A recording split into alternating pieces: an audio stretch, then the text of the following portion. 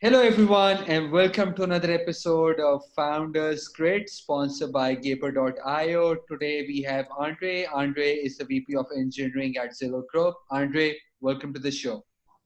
Hi, Mustafa. Thank you very much for inviting me. I'm pretty nice to participate here. Thank you. So, give us a brief background about yourself. You have an aspiring career with Google, Apple, PhD in computer science. But, for the viewers, what you've been doing before joining Zillow. So after I graduated my PhD from University of Manchester, United Kingdom in computer science, I has been working in search for last 15 years, and I started at Google when Google was earlier. We built like big improvements into search algorithms, and I built Apple Maps search, and also improved was key contributor to Apple's iTunes and App Store search. And after that, I was leading search teams in Walmart Labs, eBay, and now Zillow. So I was always was building heavy machine learning AI-based platforms, consumer-facing platforms for hundreds, millions, billions of users, mostly search-based. But then, search is very related to recommendation. So everything related, like how we can extract data and serve them to users. Interesting. So, unfortunate times because of COVID, and many industries have been hit harder compared to others. And for some, especially like Zoom, where we're recording this, right, it has acted as a catalyst, right? So, are you seeing any difference in the search patterns in regards to real estate, urban property over suburbs, or the commercial dropping, or any data insights that you can share with us? Yes, you can like Zillow, very open company. We have a Zillow research blog, where our economics teams publish all insight, what you say in full details. And certainly, like when the pandemic started around April, there were a lot of change in consumer behavior. Like many listings were out of they were pending. People changed status of their listings. There were big changes in search. But what we see now, and we had recently published several articles, we see a lot of return. Like we don't see big changes in prices, how people want to sell their listings. We see the number of listings on the market significantly decreased now. Most of them came back. So you have full details on Zillow Research Economics blog. And consumer behavior is, I think it's recovered in most of dimensions we observe. Interesting. So, Andre, you have a lot of experience in building teams for the last 15, 20 years, right? Teams that have worked on millions and billions of data and, searches happening on a daily basis, right? With this pandemic, are you able to manage the teams remotely in a better and efficient way? And if yes, what mechanisms or what tools are you using in order to manage the teams as well as look after their mental health? Because this is what we're getting to hear, young parents in the house, and especially if they're on the East Coast in New York, where the apartments are smaller compared to the Bay Area where it's much more area and stuff. So how are you, as a VP of engineering, how are you able to control and manage all of I am a bit surprised how well we execute. I would not predict it before this work from home period, right? I managed remote team previously, I had team in Berlin, in Bangalore, and I would say it was harder comparing to what happens now. Maybe just because we were more ready to remote work. Maybe because team, I would say, more connected. But we execute pretty well, and we also onboarded new members. And I was very surprised. Before, I never onboarded any new member remotely. Right? Typically, if you hire someone in Berlin or Bangalore, you send them to here. They get like 2-year classes in the central headquarters and come back. But here we did not have opportunity to onboard anyone on site. But people kind of get well working, maybe because they're also pretty senior people, so they have very big knowledge. So what I observe now, people work very well. And like I think there are several key observations, key how we do this, right? So like like it was very sudden change. It's not like we make some team remote step by step. It was a certain day everybody works remotely. What helps is like like we don't change the way we work. We still have like all the same meetings which we had before, but instead of coming to the office, we do them online.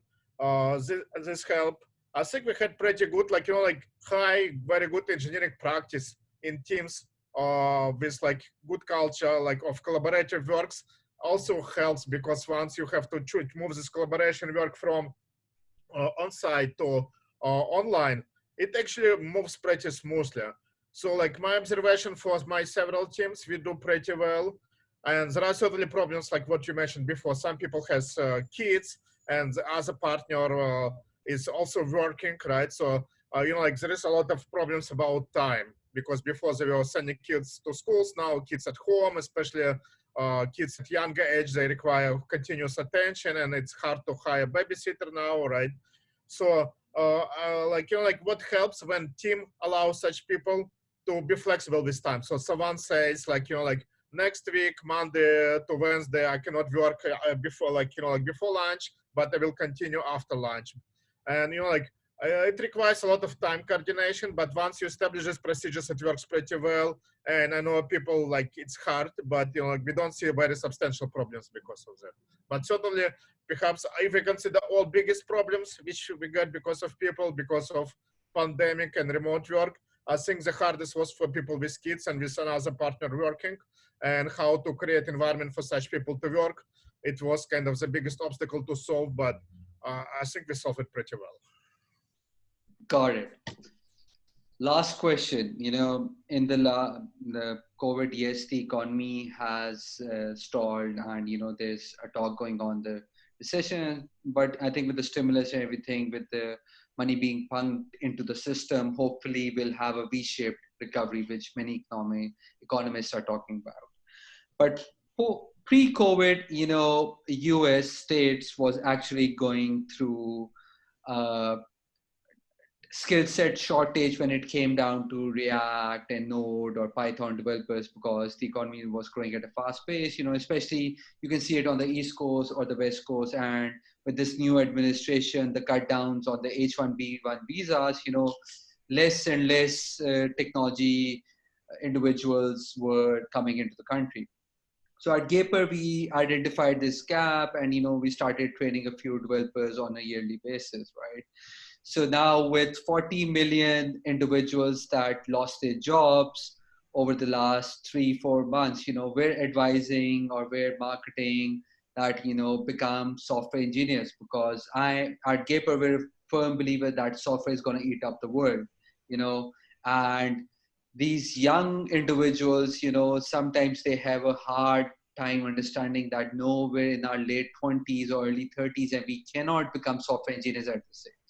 But we feel that, if you go through extensive boot camps of 16 to 20 weeks of boot camps and focus on coding, you can become software engineers. So what are your thoughts on that, and what advice you would give to someone who is forced to rethink their career, and would you advise them to become a software engineer or Like I know it's very hard, right? Because software engineering, to be a good, high quality software engineer, you need a lot of practice, right? And we had this traditional way when people go and get like 3-4 years in computer science, right? Certainly it's big advantage. Now, from another point of view, I saw pretty successful software engineers, very productive, who changed their career, who had some career before and they decided to move to software, they attended boot camp, and they did pretty well. And so I saw there are many successful cases when someone changed their career to software engineering, or even some more specialized areas like machine learning engineering, and was very successful in that role. And like there are many physicists who change their career to computer science. I think it's very important for such boot camps is like to put focus first, of course, on like like basic coding skills, but also to get experience for these people to get involved into real practical projects as soon as possible. because always like there is very big distance between education class and between practical projects, right? And I think good education should get involved as lab work, not very like, like give not artificial projects related to coursework, but more like some UL involvement into real industrial projects. There are many different things. First, real industrial programming is very different from lab environment, right? By second, it helps to understand what you're doing wrong. Second, such boot camps have to help people to get good engineering culture, not just to learn program, but how to learn program, how to program well in Python or whatever language well, right? How to collaborate, what's the proper like unit testing, how to make good unit testing, how to do good code review, what's a good code review. So these are very important skills for industrial programming. And I saw some camps that don't give the skills. I think a really good camp preparing people to go to industrial have to instill computer culture, computer engineering culture besides just knowledge of Python or Java or C++ or whatever. And also very important to give people taste what are real industrial projects rather than artificial.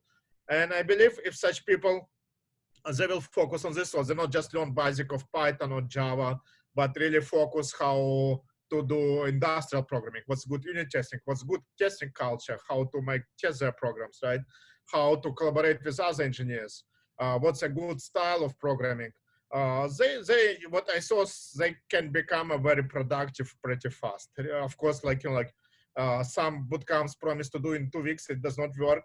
But time what you say, I think if someone puts a lot of efforts, works very hard, is good enough to become to entry-level engineer, Yeah, exactly. and then they can move out of this. Yeah, exactly. You don't have to start coding everything on the first day, but it's, it has to start from somewhere. But Andre, thank you so much for being on the show. My marketing team tells me I have to keep it within 10 to 12 minutes. Otherwise, I would have talked to you for half an hour at least. Thank you so much. Thank you very much. It was a pleasure to talk to you. Thank you very much.